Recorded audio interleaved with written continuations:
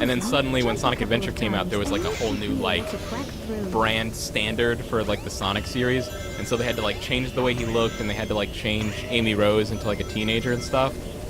But like, and they had to change the way Dr. Robotnik looked. Like the way they did that was just like amazing.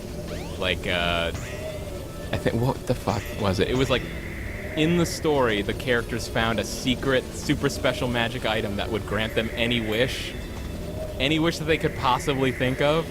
And so they're like, this is important. We better save this until we can finally decide what we want to wish for, because it's so good, we can't just waste this immediately. We gotta think about this. And then when they're talking about, like, they had like the story adaptation for Sonic Adventure, they're like, we gotta go to this city, this weird city full of people that we'd never been to before. And then Amy Rose is like, can I come? And they're like, no, Amy, you can't come because you're a kid. She's like, I'll show you. And then she goes and steals the magic item and wishes to be a teenager. And so she gets transformed into a teenager, and that's how they handled that transformation. The way Sonic got transformed into his new form was he had to, like, something was like disrupting time. And so, like, Superman style, he had to, like, race around the world super fast with a super emerald strapped to his back in order to correct time. But, like, the act of running so fast for so long with a super emerald, like, warped his genetic structure. And then he had longer quills and green eyes and buckles on his shoes. And they even pointed that out. It was like the last panel of the episode was like, or the issue, sorry, was like, wow, Sonic, you got longer quills now and also green eyes, and your shoes have buckles now. What's up with that? And it was like, I don't know, man. Shit's crazy. Wait, they said shit in Sonic comics. They were foul-mouthed. That's bonkers. My favorite one. I thought that you were going to say that he was running so fast with it strapped on his back that he got older too. And I was going to say... was Robotnik. Because Use the panel to jump. It may even at this help point in the comic, Robotnik was actually dead. Like, he had been killed by one of his own devices. And there had actually... That's the point to which, like, Sonic had no presence, really, was that they were somehow allowed to, like, go for 3 years with a Sonic comic that didn't even have a Dr. Robotnik. He was just, like, not there. Wow. And that was that thing I was talking about with Robotnik. Yeah. Was like all this stuff started happening, and they had this like big build up to like, what's going on? Maybe Robotnik's back.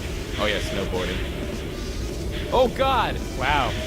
And then it turned out that it wasn't Robotnik was back. It was Robotnik. It was a Dr. Robotnik from another dimension who had defeated Sonic in his dimension and had gone so crazy with his robotness that he had turned himself into a robot. And so he basically looked like Robotnik from the Adventures of Sonic and Tails, you know, like that Robotnik. Yeah. But he was like all like bluish, blackish, metalish thing. Cool. But then they defeated him, so his robot body was destroyed, and so his cyber consciousness had to go into cyber consciousness. a different robotic body that he had, because he had like, I guess the idea was he had stores of different Robotnik bodies for himself to go in the case that he should need a new body. So they had this like big lineup of like 8 different versions of Dr. Robotnik, and just like the one he happened to choose was like the way he looks in Sonic Adventure. So you're saying that everything Sonic Adventure and forward is actually Robotnik.